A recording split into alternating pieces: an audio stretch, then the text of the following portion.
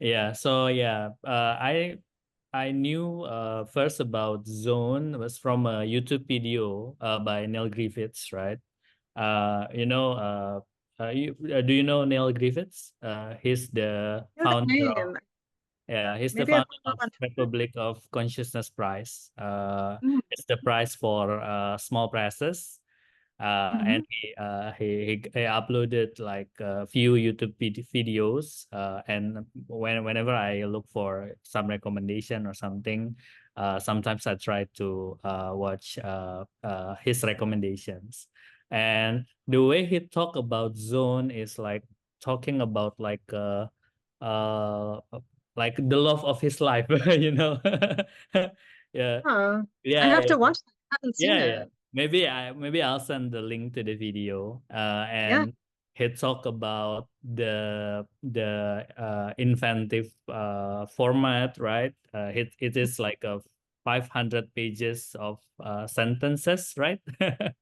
And each page represents 1 kilometer of train ride from, I guess, from Milan to Rome, if I'm not Mhm. mistaken. Yeah. And Mhm. when I first heard about it, like, oh, what kind of book is that? And then actually, I found it in a New York bookshop. I don't remember if it's like the Strand or something like that. But I get it in the US when I did the MBA. I Mhm. spent about a week in New York for traveling, but I Mhm. didn't go, too many places because I was really engrossed with the book. Oh, really? Yeah, yeah. So even someday I was just like going to the cafe and then read it, and then oh my God, the plan for today, visiting visiting the Museum, for example, or something like that. Okay, forget about it. Let's put it until tomorrow. Because it's difficult to find a natural stop in that book, yeah, because it's a stream of consciousness, and it talks about a lot of things, right? Reading the books is like reading fiction, but with Wikipedia on it, because it tells the story about the Balkans, for example, the story about the Spanish Civil War, even Mhm. some kind of stop in from Milan to Rome. Like he stopped in a certain station, and then he remember Mhm. about the story of the land, and like in World War II, or something. It's like and then a digression, right? And then he talks about his experiences, the narrator, in Croatia, and then working for the French government. So I was like, wow, it's very amazing. And I think it is a very demanding book. And then there is a book inside the book, right? Mhm. Also, and I couldn't imagine like what the translation process would involve. But yeah, that's just my admiration for Zone, and it makes me follow Mathias Énard work, which you translate almost all, I think. Uh, Mhm. the latest was translated by Frank Win, but I was curious because, oh, usually it's translated by you, but then you update on Twitter, and then, oh, okay, I get it now. So yeah, I think it's thanks to you, I guess. So a reader from Indonesia like me can also enjoy the works of Mathias Énard, for example, in which without the translation we cannot access, because uh, well, it's difficult to find a reader in Indonesia. It's difficult to find a reader in Indonesia. It's more difficult to find a reader who can read in English in Indonesia, and even harder to find a reader that can read in French. So yeah, so I think that's the beauty of translation, that it makes obscure. Well, for Indonesia, he is obscure, but it makes some kind of hidden gems reachable and accessible for us. So thank you for translating. And so maybe I get back to the introduction before we go into your translation career and progress. So uh, me and Alien trying because of our love of reading and because of also our travels. We didn't find bookstore that close to our preference in Indonesia. So well, if no one's trying to build it, then let's build it by ourselves. So Mhm. that's the impetus of starting the bookstore, and we called the bookstore Transit because it evokes a sense of place. Because we want our books as a gateway to different parts of the world to readers in Indonesia, and uh, we also want the concept of the bookstore is we focus on certain themes for certain periods, so we can curate the books based on the theme. So it's like in transit, perpetually in transit. So that's the concept. And we also like to talk to the different people in the book publishing industry. We talk with publishers, we talk with authors, we've also talked with translators. Uh, and yeah, so this is part of our love of books. Yeah, if we can get insights on how the book is written, for example, or how the book is translated. So thank you for giving your time to have a discussion with us. And maybe let's start with the with the interview. I guess this is like a really informal. Maybe we would like to, you to share like what is your journey into translation. How did it start, and like what kind of tidbits, interesting things that you can share with us in the journey. Yeah, I was just going to say about Zone that I had the same problem when I was translating it that you had when you were reading it, because I don't read ahead and I always read as I translate. So I kept wanting to find out what was going to happen next, and there's no obvious stopping point in Zone. So I would end up translating like hours and hours at a time because I couldn't stop. Like, there was nowhere to stop.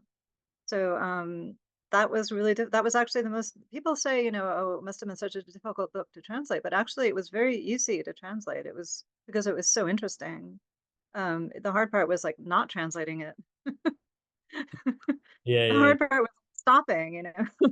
yeah, yeah. So and also especially because I don't read ahead, so I had to keep finding out, like, it's such a wonderful book. I agree with you. And actually I found that book by accident because um, back then there's something called the French Publishers Agency, which sent out samples of new French books that just came out in a sort of digest, and they would send it to different translators. Um, and then we would just like choose a sample that we wanted to translate, and then we would do that, just like maybe not a long sample, like, just like the first maybe 5 pages or something. And so I saw that in this digest and I couldn't believe it. It was just like, nothing like I'd ever read among recent French literature. So I was just amazed. And so I said, no, I have to do this. So I chose to do that. And just by chance, Chad Post at Open Letter also had seen this sample, and he, really wanted to publish it. So that's how I got together with Open Letter. And so that's how I found Zone, but and also I had never heard of Mathias Énard before. Like that was the first spoken English. So, um, yeah, that was just kind of serendipitous, I guess. Um, but how I became a translator was, I guess it started in high school because I went to a school called Boston Latin School, which was founded in 1635. And you take Latin for 6 years. And I also took ancient Greek. And I loved it. Most people hated having to take Latin in high school, but I loved it. I translated all of the Aeneid when I was a junior in high school. Wow. Um, yeah, and I was in advanced placement Latin, and it was just like it was the best thing. Like I really loved doing it. Did you And choose so to go into that high school or? yeah, it's an exam school. It's public, but you have to take an exam to go in, and it's Oh. supposed to be one of the best public schools in America. So I took the exam and got in, and yeah, no, I definitely knew I wanted to go there. Um, and so I guess like that, like I got the translation bug doing the Aeneid, and then also ancient Greek was just amazing. I loved that. And I want to go back to that because I only took 2 years of it and I kind of miss it. It was just really, really like an amazing language. Um, so that's how I started. And I actually just found my translation of the Aeneid in the garage. I was going through some of this. And yeah, I want to go back to that, I think. Maybe like in my Okay. retirement, I'll I'll Okay. I'll go back to that. So back to the roots of, Western literature. uh, finish translating the Aeneid. Um, So I guess that's how and then my parents are both college were they both died a while ago, but they were college professors, and so we had the summers off. And so starting when I was 10, we spent every other summer in the French Alps. So that's how I became interested in French. Before that, we also spent summers, like I was telling Alien, that we would spend summers on Carihunk in Massachusetts. But then starting when I was 10, we spent every other summer, first in the Swiss Alps, but that was very expensive. So then we found a nice place in the French Alps, which wasn't too expensive, and my parents would rent the same chalet every year, every Oh, other year. okay. And it was lovely. It's near Lac Léman, near the Swiss border. Um, Near a place called Morzine where they ski in the winter, but in the summer there's these beautiful hiking trails, and it's a lovely place. So that's where I started learning French. And then at that same high school, I had this wonderful French teacher who was French from Normandy. She wasn't that much older than me. She was just like she had just arrived in America, and she was maybe 10 years older than me. And so we would just hang out after school and speak French. And she actually, I was recently made a chevalier by the French Ah, government, yeah, yeah. and she came to my ceremony in New York. So Oh, it was so lovely to have both my high school French teacher and my college French teacher from Bard come to my chevalier ceremony. It was really lovely. congratulations. Yeah. I read it in your Wikipedia article. Yeah, somebody made that for me. I was so impressed. I was like, wow, I have a wiki article. I didn't do that.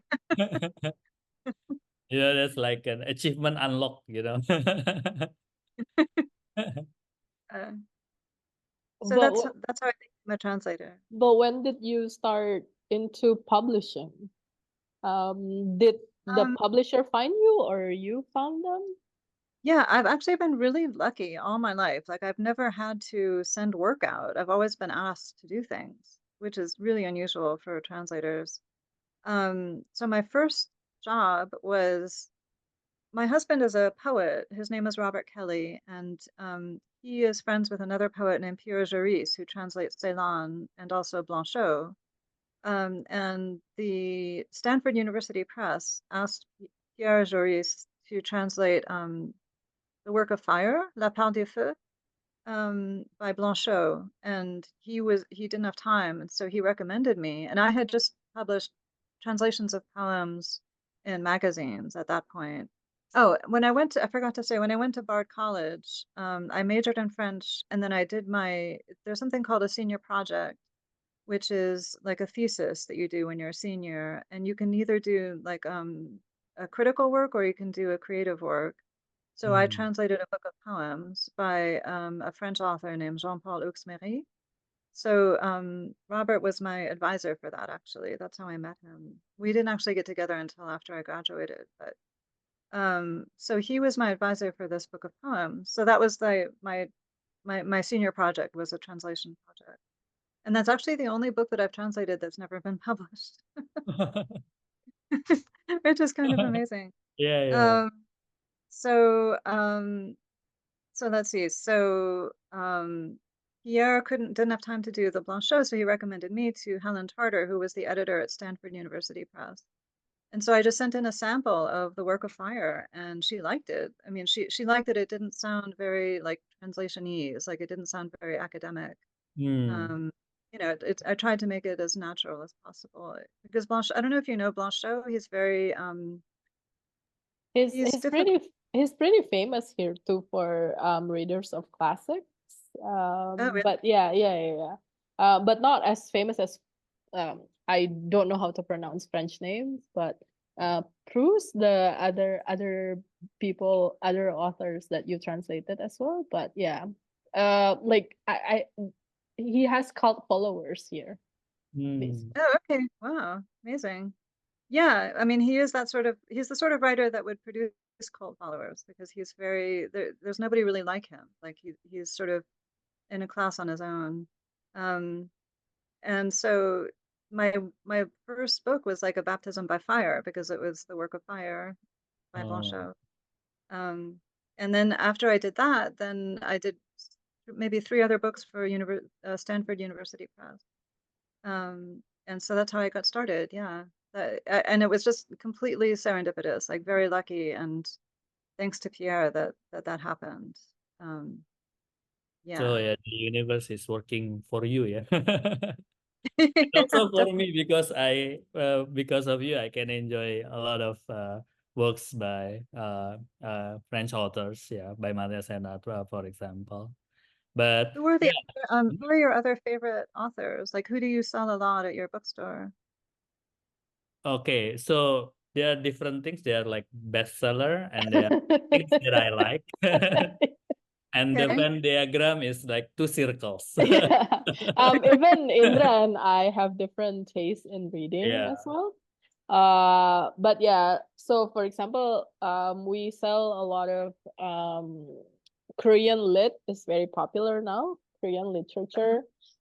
Anything that's from Southeast Asia, which is the region, is sells pretty well.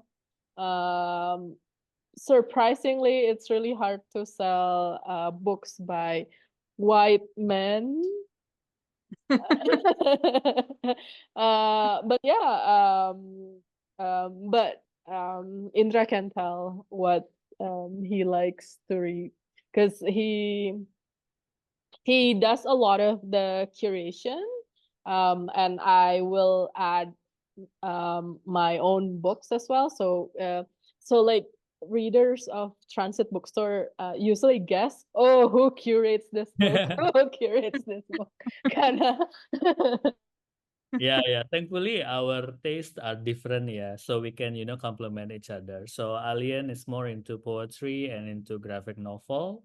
And I am more into like fiction novels and also like non-fiction works that are, a little bit of fictions, or like literary non-fiction. I guess that's a category. Yeah. So we have like a different taste, and sometimes I look into Alien's curation and then trying to understand like how graphic novels, and then he always he a lot protests about my book selection because like, who's gonna read this? Yeah, I always say Indra's curation is like thick and very, yeah, like Mathias Énard, right? It's really hard to read. And we can speak about Compass in the next section of this because it's a very special book to Transit Bookstore. But like Mathias Énard, like who's gonna read it? Like who would spend money and time as a second language, right? English Yeah, is already hard enough, and Mathias Énard book is hard enough. So quite thick as well. yeah. Like, so we have a lot of this discussions, but for example, Indra's favorite author is David Mitchell. So Oh, he's okay. the Yeah, author of Cloud yeah, Atlas. yeah. I don't really have a favorite author, but for example, the Korean literature that we sell quite a lot at the bookstore right now, the upcoming famous Bora Chang, I really enjoyed her short stories. So yeah, that's that that's kind of the two different sides of the bookstore. Yeah, Uh-huh. and for the translated works, I also like Olga Tokarczuk. Yeah, it's so one of the first books that we curate for transit was Flights, because the concept of flights is kind of similar with transit, so it's like our spirit book. uh, Mhm. uh, and also She like had a story in the recent New Yorker. You probably don't see the New Yorker online, but Olga Tokarczuk had a story in the New Yorker that I liked okay, recently. okay, I'll look for it. Yeah. There's a digital edition of the New Yorker, right? Uh, Hmm. and also I like Herta Muller. She's yeah, he works like in Romania, and Hmm. the sentences are really amazing. So yeah, I kind of look at, you know, like each author has its different, you know, a flavor, and yeah, so that's what kind of look at, and then uh it's very fascinating to, you know, push the limit of what a fiction or what a novel can be. Yeah, so Hmm. I also into that, you know, experimental works Hmm. that, you know, nobody really like. So yeah, so that's for me. Yeah. Yeah, no, I think that's wonderful. I mean, it's really good to have two different styles or two different tastes running something so that it's not all one thing. I mean, Yeah, you can yeah. both complement each other. I also I quite just read like a stories. graphic novel by Alison Bechdel, The Fun Home. Do Oh you know that? Yeah. yeah. I Oh, like that. yeah, that's it's very fascinating. Yeah. Um, yeah, it's pretty hard to convince people that because for example, recently when I was at the store, there's I think uncle and like a little boy came in, and then the uncle was like, "Okay, choose what you want." And then we don't sell children's books. That's the thing. But we do have few a few graphic novels that are suitable for kids. But then um, it's hard to it's kind of hard to sell them because they always think that, oh my god, it's so thick. So one of the first things that Indonesian readers notice is the thickness of the book, and then they will see the price. Yeah, that's and then after that they will decide whether they buy or not. That's but Fun Home is like it's a special book. It's a very special book because it's a family story. It's kind of like a little bit of secret. There's a lot of drama. So yeah, I'm glad that you enjoyed that one. Yeah, yeah. I mean, I never thought I would like a book about dead bodies and funeral homes. Well, Yeah, I think. yeah, yeah. Yeah. So, if we get back to your life, how long have you been doing this then? The translation. Um, a while. I think my first book was published in, I think The Work of Fire was 1993, maybe, or five, maybe Mm, 1995. mm. that. It's been over 30 years. So Yeah. basically as old as my little sister. Yeah. Uh, Yeah. b- uh, and do I've you translated over 50 books now, I Yeah, think. I actually saw your blog, and then I didn't, for example, yeah, I didn't realize that you translated Proust, for example, right? Because Proust is a big name here in Indonesia. But how do you, so you said that you usually are contacted luckily by people. But then you must, did you choose what book do you want to accept to do, or In the how does it? beginning, no, I did whatever they asked me to do. But I was lucky because I liked what they asked me to do. Mm, So, but there have been some books that I wasn't really crazy about, but mm, I did them just because I was asked to do them. mm, But for most of my career, I've really enjoyed the books that and then I got to a point where I could choose what I wanted to mm, do, Oh, after a certain number of translations. Um, so now I won't do a book that I, don't like, or which is a real luxury for a translator. I mean, most yeah. translators, you know, especially if you're doing it for a living, you have to do what they want you to do. So, and it doesn't pay well at all. I mean, I'm very lucky that I don't have to do it for a living. Like Mm, my husband teaches or taught at Bard, so, you know, I don't like desperately need the money, mm, which is lucky because that lets me do what I want, mm. Um, Yeah. yeah. well, that's very nice because I have to be a banker to finance my hobby of reading books, yeah, to buy books. I have to keep my day job. It must be expensive. I mean, it must be twice as expensive to buy English language books where you are. Yes. Yes. Yes. But I'm actually very surprised sometimes to see the price of books in the US. Um yeah, It's a we little not so good. we can't Getting very really expensive. yeah, we can't really afford buying books straight from the publishers from the US because of the shipping costs. That's very Yeah. costly. So 90% of our books are from the UK, which the prices are more reasonable, I think, than the US price. And then the shipping is a bit cheaper. But yeah, it's especially the hardback. And then in the US, you always get the hardback books first before the paperback comes out. And the hardback is very costly. It's really expensive. No, Yeah. it's not good. Except now I think they are bringing a lot of, especially New Directions, I think, is bringing the paperback out first, or along with the hardback. So, it's not quite as much, but Yeah. no, it's really expensive. Yeah.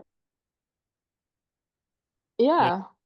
Speaking about genres, yeah, I think you so your first work is in poetry, right? But you also translate works of philosophy. You translate Bernard Henri Lévy, which is a philosopher, a French philosopher, a famous French philosopher. Uh, and you also translate fictions, right? So, like, what is the difference in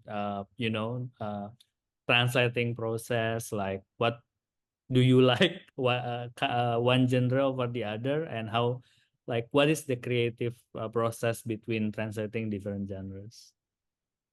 Yeah, you're right. I did start with poetry, and I guess like something in me sort of enjoys that a lot. Like because there's a lot of creative license when you're translating poetry. It doesn't have to be literal, and it shouldn't be literal. I mean, you need to take license when you're translating it. So,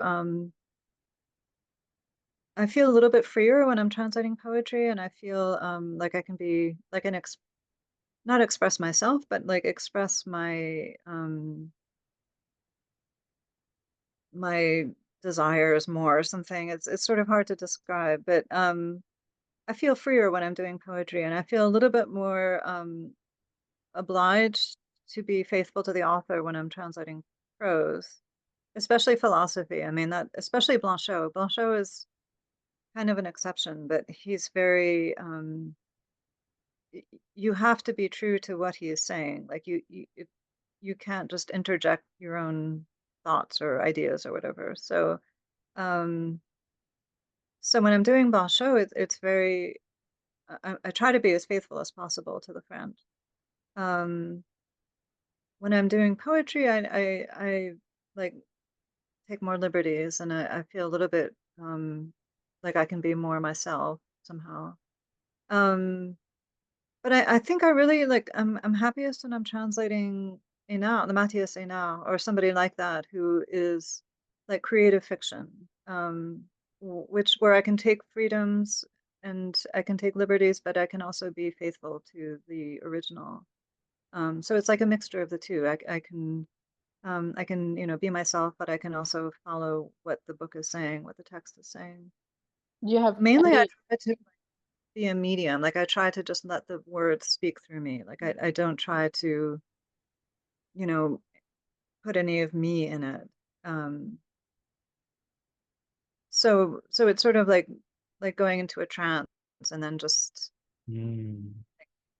um writing as I hear it, you know, like, and also especially because I don't read ahead. So I'm like I'm translating as I'm reading. I'm reading as Mm. I'm translating. Um, so which affects the way that I work, I think. I mean, I especially I just finished a book by Céline, War. Oh yeah, yeah, And yeah, yeah. It's by New Direction, right? It's coming, yeah. New Directions. Yeah, Yeah. it's just out this week. It just came out or last Oh, it week. just came out. Okay. Yeah, and that was really hard because um, I'd never translated Céline before, and I never thought of myself as a Céline translator. So I had to just sort of listen to his voice and then try to reproduce that voice in English, which was not easy because he's so there's a lot of slang in it, and it's not ordinary slang. It's like, you know, slang from 1920s and French 1920s. So, and also a lot of words that he makes up himself. Um, Words for penis that he makes up, like zozo and zobar. So yeah, I mean, it was totally different from most of the things that I've been translating, and so I just try to listen really well. That's basically what I do. Mm. And then if I can listen, then I can hear the voice, and if I can hear the voice, then I can try to reproduce it the way I think he would have wanted it to sound in English. Mm. Do you have any rituals at all when you're translating? Like you have to finish one book first, and not until you finish this book that you start another book or something like that. I don't know. Any creativity rituals? You have to run first. You have Run. I'm lazy. I take walks. I definitely don't run. Um, it helps if I'm just working on one book at a time. Sometimes I do have to translate two books at once, and it is a little difficult because then I get a little bit like schizophrenic. Because you are channeling that author, and so you have Mm. to, you know, like be very concentrated when you're working on that book. So it does help if I'm just doing one book at a time. And it's going to sound really weird, but I like having baseball on in the background when I'm translating, not like quiet, not, um, it's very like, I find it very meditative. You Oh. probably don't have you have cricket. Do you watch cricket? No, no, we don't actually have crickets, but we are more attuned to what baseball is. But even more so is softball. So Oh, softball okay. is more popular than baseball, and no cricket. No, No cricket. no cricket. Yeah. Oh, baseball. That's very interesting. Why baseball? Do you know? I grew up, I'm from Boston, and Uh, Ah, we're all Red Sox fans. that yeah. sucks. So it's sort of in your blood. And then having it on in the background, especially with the saline, it sort of takes my mind off of, like, the saline is all about World War One, and it's very graphic and violent. And somehow having the very like quiet, meditative baseball on in the background um, helps like make me not quite so depressed. Because for some reason the last like few books that I've been translating have all been about war and very violent, graphic books. And so yeah, it's good to have something to sort of take my mind off of that one, like just to look up and see like green diamond. There's something very sort of religious about baseball, actually. My husband can talk about that. He's a And big baseball fan. It was I, created by the Freemasons, and it's very symbolic. There's lots of um, symbolic Freemasonic symbols in it. right. Oh, I never see baseball as a something related to Freemason, but yeah, that's yeah. My husband an essay about baseball as religion, I think. I'll have to Oh. find it. Yeah. Oh, okay. And you also mentioned that you when you're translating you channel the author, right? Um so do you always look up what the author is like before you start translating? Like you mentioned that No, Lanzhou is disliked by a lot of people, for example. no, I didn't.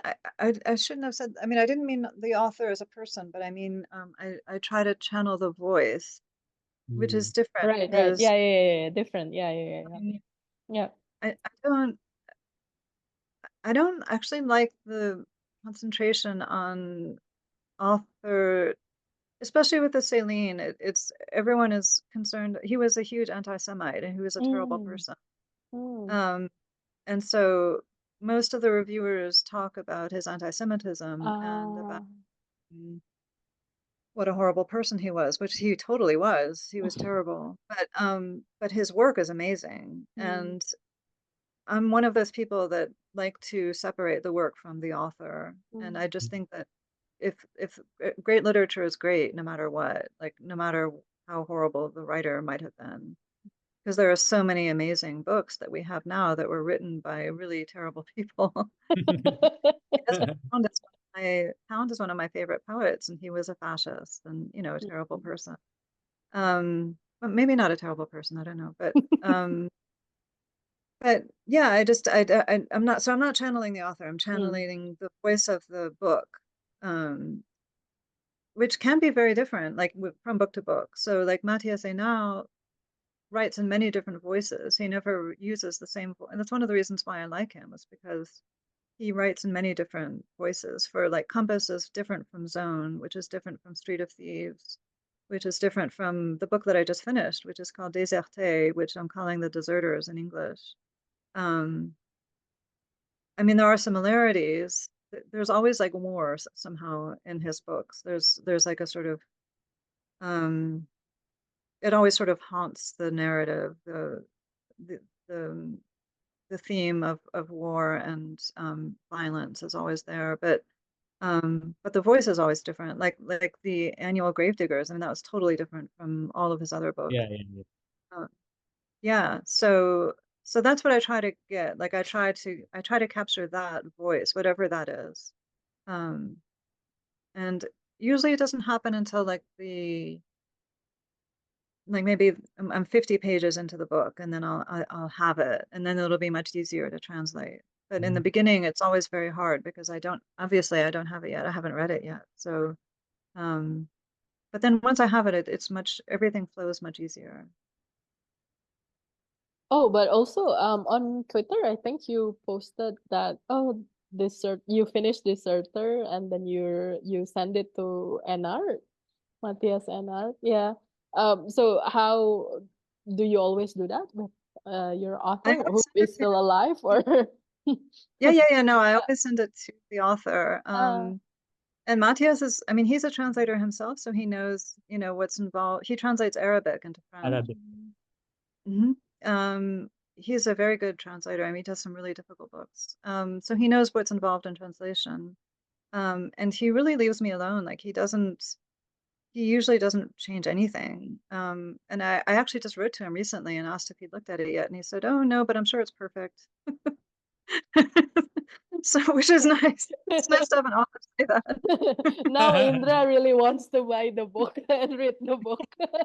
Of course. And actually, at a reading, he came to Bard and gave a reading. We both read at Bard together, and he said a really nice thing about my translation. It was for Compass, and they asked something about the translation. He said, "Oh, I don't know. Charlotte will have to answer that because all the words are hers." Yeah. True. Which is That's true, and true. all the English, Yeah. which people don't seem to realize. Like they Yeah. always, people are becoming more aware of translation now, but a lot of time before, nobody thought. They just thought the book just magically appeared in English, you know. That's Yeah, true. that's true. Yeah, that's true. Yeah, speaking of Compass, right? During the pandemic, we have this book box thing. I don't know if you know, but because there's a trend in Indonesia to give gifts basically to your friends who you can meet, who you couldn't meet, or to yourself. So we created this book box. So there's a book and there's merchandises basically. So we usually choose 4 to 5 books, and then we don't tell people what the books are, and we only give them clues. And for 1 year, 1 quarter, basically 1 semester, one of the books was Compass, and then we didn't tell people, of course, but we just tell them it's a novel, and then the rest of the other books, there were 5 books, and the rest of the books were not novels. So people were like, "Okay, I'll choose the novel one. I'll choose the novel one." And then when people receive Compass, people are like, "What book is this?" Yeah, but it became kind of like a challenge for people to actually read it, and some people actually wrote very nice reviews about it, that it's challenging, but um once you get it, then it's basically very rewarding. So yeah, the it's a very special book to us, for us. Oh, that's amazing. It is challenging, but in a way, I mean, like you say, once you get into it, like once you start reading it, it's very easy. And it same for me, like when I was translating it, everybody was saying, "Oh, there's so many references and it's so erudite and everything." But actually, once I started translating, it was very easy because the writing was so good. Like if the writing is good, it doesn't matter how difficult the book is for me. Like because it just pulls me in and it makes me want to go on. So that's my main criterion when I'm judging a book is how good is the writing. Like, and you can tell that really from the first page or the first sentence. Maybe not with Zone, but yeah, you can tell it right away, like how good the writing is, and and and that's what's important to me, and that's what I try to convey in English too, is to get the complexities of the language um, in English. Yeah. Uh, I think also in Compass, there's a lot of elements of Eastern meeting Western traditions, right? Literary traditions, right? And uh, the structure of the novel is a night, one night, right? From night to morning, which reminds me of 1001 Nights, right? And then there's also some kind of like a Prussian element in it, like which is a very Western tradition, right? So like uh do you also researching about those elements in translating it, or you just like trying to emulate the voices of the narrator of what the book's about, and those references come naturally, like how do you do that? there's a lot of research. I mean, I do read a lot. Whenever another author is mentioned, I'll try to find that author and read some of that work, or especially there's so much music in Compass Yeah, yeah, yeah, yeah. because the narrator is a musicologist. So, so I would try to find, thank goodness for YouTube. I mean, in the old days, especially like before Wikipedia, this was much harder. It was really hard being a translator because you had to go to the library. You had to like find all of these, references.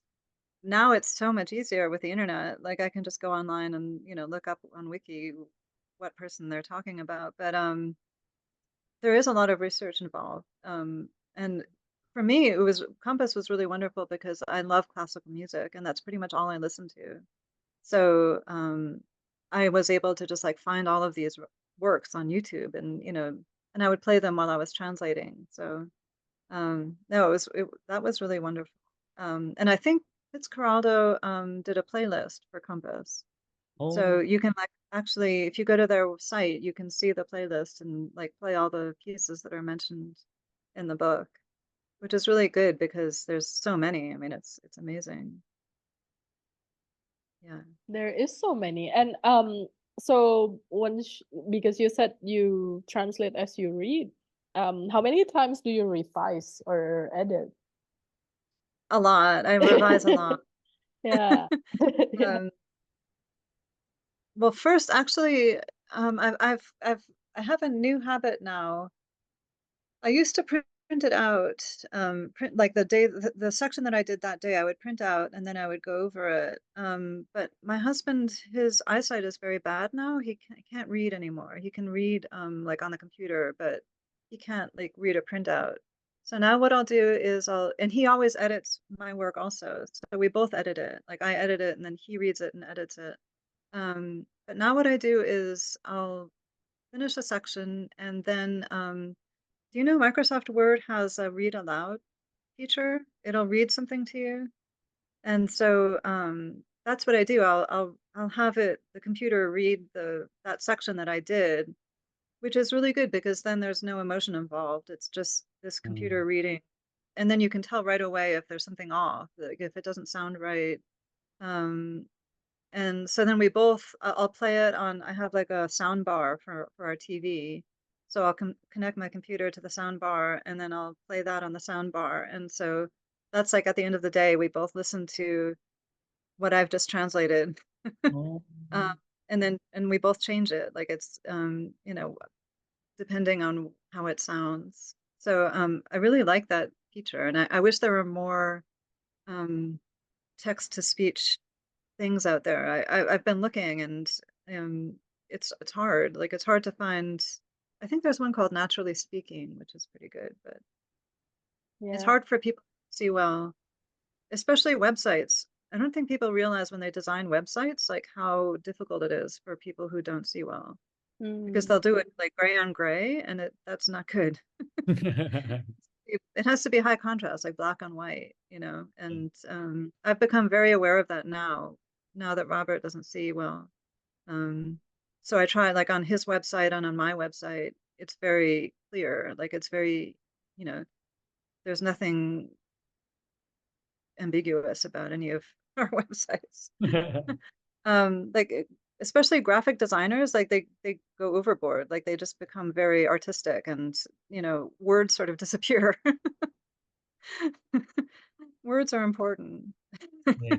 Oh, what a wonderful life. Like doing translation and then listening to it at the end of the day. What a wonderful, very lovely life. Yeah, it is actually. Yeah. Yeah. I think we're both lucky, especially because we both enjoy what we're doing. And like I'll also read his poems. Like he'll print out his work for the day, which I have right here. So this is I don't know if you can see. That's the section. He's translated 200. I mean, he's written 252 pages in July already. Oh, So wow. so he'll print that out. These are the poems of the day, and I'll read them and make comments or whatever. Wow. Wow, it's very nice. Yeah. Yeah. Yeah. Nice being married it to a poet. It's very yeah, it's lovely. Yeah. Especially when he writes about me. Yeah, That's so nice. You also mentioned about Mathias Énard's latest book, yeah, Deserter. So can you share with us like what is it about? You mentioned that it also involving war or violence in it. Like what's and you also mentioned that there's a individual stylistic decision for each book in Mathias Énard's works, yeah, and like what do you see this is different like from the other books by him? So Deserté is, there's two narratives going on simultaneously. You're gonna like this, Indra, I think, because it's a little bit like Zone because there's the book within the book. But here in this case, they're both going on at the same time. So it starts out with a soldier who is deserting from some unknown war. Like we don't know, we're never told what war it is. I have my suspicion. But so the soldier is deserting from this war, and the style is very straightforward and very simple. Like the language is very straightforward. And then the other narrative is there's a math conference going on in Berlin on a riverboat. And it's being narrated by a very erudite woman who is a mathematical historian. And it's totally different. The narrative style of the math conference part is very different from the deserter part. In English, it's going to be called the deserters because it's clear as you go along that there's more than one deserter. There's not just the soldier deserting, but there are other people who have betrayed in different ways. And so that's one of the themes of the book is like how people, it's in Berlin, it's all about East and West Germany. So it's about a famous fictional mathematician named Paul Heudeber who had recently died. And so the conference is focused on his work. And the narrator is his daughter. And then her mother is also an important character in the book. And so there are these two simultaneous narratives going on. It'll go back and forth between this deserter who meets up with this woman with a donkey, and then the math conference. And it was really wonderful translating it just because I like going back and forth between these different voices, like the voice of the daughter of the mathematician is a little bit like the voice in Compass, like that sort of very scholarly, erudite, lots of references. And then the deserter part is a little bit like, well, actually, I'm translating Mathias's first novel now, La Perfection du Tir, which I think I'm going to call Perfecting the Shot or The Perfect Shot. I'm not sure yet. But that's about a sharpshooter in a war. And that's a little bit similar to the deserter part because it's very straightforward and sort of simple, like the style. So yeah, I think you'll like the book. I think you like the different styles, like and the way they sort of intersect and like resonate with each other. Okay, so will be published with Fitzcarraldo, right, in the UK? Fitzcarraldo and New Directions. And New Direction in the US, yeah. Yeah. Okay. Yeah. Yeah, thankfully Same we with the. we have a line to Fitzcarraldo, yeah, Alien. Oh, good. Good. Yeah. Yeah, they're wonderful. They're a really good publisher. Yeah.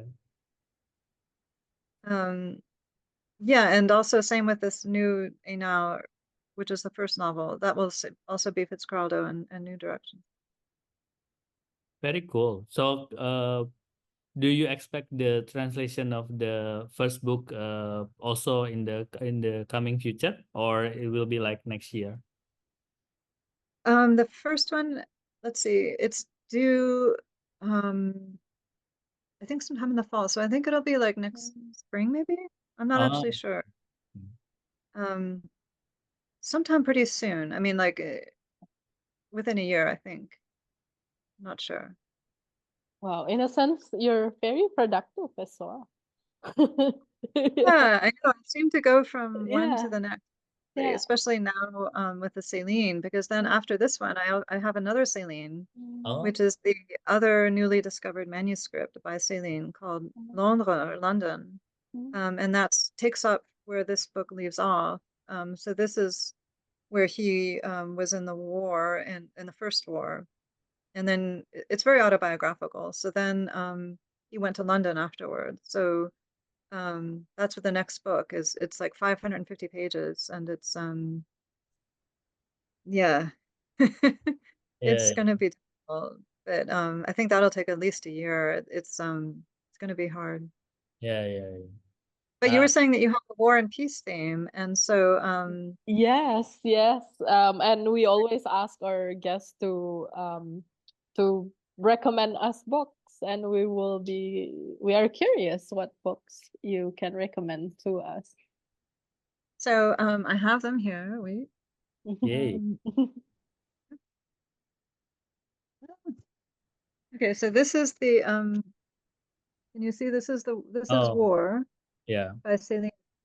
It's going to be hard for you to get because I think Blackwell's in the UK has it, but there was a different translator for this book in the UK. Okay.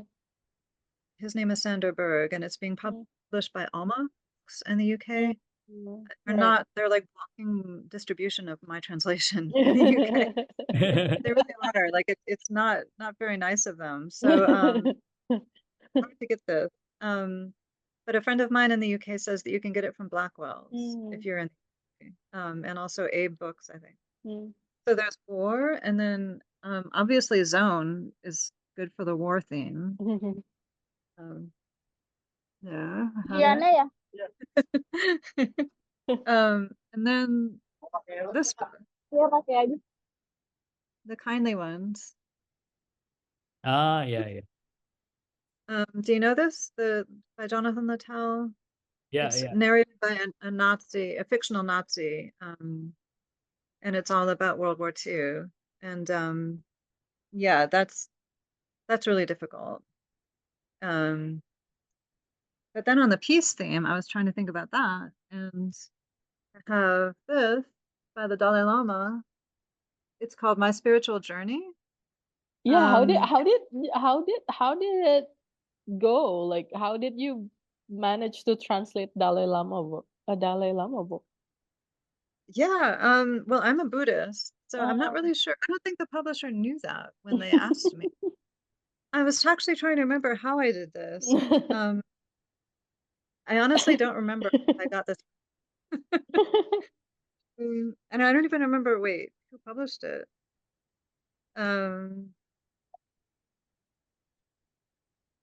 It was published by Harper. Okay. I have no idea, honestly. But I was very happy doing it because it's really beautiful. And it's beautifully written. It was actually, he told his story to a French person, and so it was written in French. So I translated it from French. But I have no idea. Maybe The Kindly Ones was published by Harper, so that's how they knew about me. I'm not really sure. And then there's also this book called Altruism. Right. Yeah. Mathias Énard. And this, talk about like thick books. This is Wow. that's really Altruism. I think it's like 1,000 pages. Wow. But it's a beautiful book. Mathieu Ricard is a really interesting person. He's a monk, a French monk, who studied a lot in Tibet, and he's also a photographer. He has a beautiful website. Oh. So I think that's it. Those are my War and Peace themes. It's very interesting to see how people approach the theme. Like you actually divided into the war and the peace book recommendation. We never really think about like creating, I don't know, like a shelf that's, oh, okay, this one is for books and this one is piece book. That's actually a really nice idea. You've been combining them? Are they, is it like, We never really specify that this is a war book or this is a peace book, basically. So yeah, but that's a nice idea because we always create contents, right, for the bookstore. So yeah, that's actually a really nice idea to tell people, this is a war book and this is a peace book. So yeah, thank you for that. what are some of the books that you're recommending for the War and Peace? So for example, this is our War and Peace book club book. Wait, huh? Okay, it doesn't recognize. Oh, My It's Friend? My Friends, yeah, My Friends, yeah, My by Friends Hisham by Attar. Hisham Matar. This is Oh, a a book club or book club book that I chose just like that. because I think I told you in the email, right? It's my birthday and I was like, okay, let's do this because it's my birthday and I'll just choose the book for our book club this month. And I really like it. Like I like throughout the book, I was like, what is it actually about? Like, why is it about friends, but he's not meeting the friend that he's been talking about? But yeah, like three-quarter to the book, I understood that it's actually just about friends.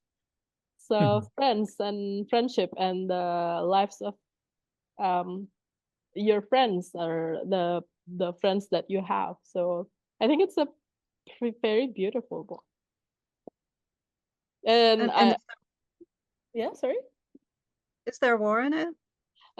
It there's no war exactly, but the main character is an exile because he was at a protest in front of a Libyan um um embassy in London. So after that demonstration, basically the protest in front of the Libyan embassy, he became a target basically by the Gaddafi regime. So it's a story about exile. So it's not so yeah, so for example, this book, right? It's not exactly a war, it's not exactly peace. Kind of like Right. in the middle. So Mhm. yeah. Happy birthday. Thank you. Thank you so much. Have a nice day. Did you celebrate? Yeah.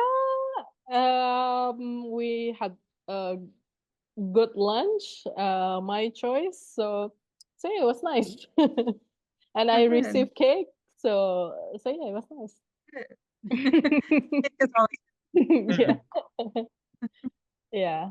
So yeah, that's one of the books that we choose. What else? So we also have a book club on a Dictator Calls by Ismail Kadare. So yeah, we read it for like a buddy read book club. I think last month, kalian ya. Yeah, No, it's in May. it was May, June. And I think it was then in May. yeah, Yeah, I think. the reading was May and then we met in June and then like 3 weeks later Ismail Kadere passed away. So it was so it was very special. So So yeah, we had a lot of discussions about like, so there's an iteration of versions like how the calls going on, right? And I think it's a quite difficult book, but I think and not a lot of the Buddy Reads member like the book actually. But it creates an interesting discussion. yeah, Yeah. yeah, yeah. Oh, good. Because it's just a story of one call, but from 12 different perspectives. So there's a lot of Oh, repetitions. Yeah. So it's a call from Stalin, Indra. Yeah, Stalin, all from Stalin. Stalin to a poet. Yeah. No, Stalin to Pasternak. Oh, yeah. Yeah, it's about Mandelstam. Mm. Yeah, yeah.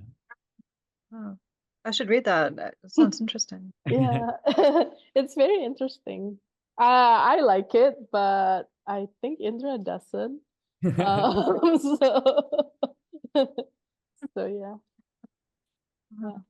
Mm. So yeah, I think this war and peace theme, we also curated a lot of books from Palestine. Yeah, because there's a lot of sentiment for Palestine in Indonesia. So Oh, we have a good reception on, we are sourcing or curating books by Palestinian author or oh, by author who is uh, showing like a different perspective, different from the Western media portrayal, for example.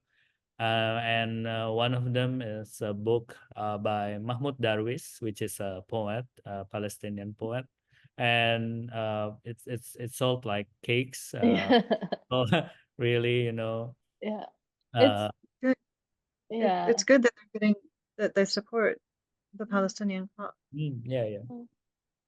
Yeah. Uh, It's really hard to sell poetry books, for example, because again, English readers and then poetry is another level of reading, right? But yeah, Yeah. we're very happy with Mahmoud Darwish books being a like really good selling. yeah. Wow. That's really good. Yeah. And even until now, people are still asking about that book. Yeah. So we're definitely going to put it maybe on our permanent collection. Yeah. Yeah. Oh, good. Yeah. Yeah. Well, this was Yeah. lovely talking with you all. Yeah, thank you so much for taking the time to talk to us, and it's more than 1 hour, so Yeah. thank you so I much hope. for Yeah. spending your time with us. We're very happy that we could talk to you. We hope for a smooth translation during the what is it? The new Énard book that you're Yeah, currently still translating? acting shot or the perfect shot. One Yeah. And we definitely can't wait to have the deserter in the store. Oh, good. Yeah. We hope that you can visit Indonesia sometimes in the future. Just call us. Shoot Ali at an email. We will really take you to places like in Indonesia. I would love to someday. I've heard amazing things about it. It sounds like an amazing country. Have you been? Have you ever been here? No, not Never, yet. no. Okay. Yeah, hopefully you can come. Yeah. I would love to. I've been to the only part of Asia I've been to is India. Okay. I loved, but Mm. I think Indonesia is very different. Yeah. I think you will love it more.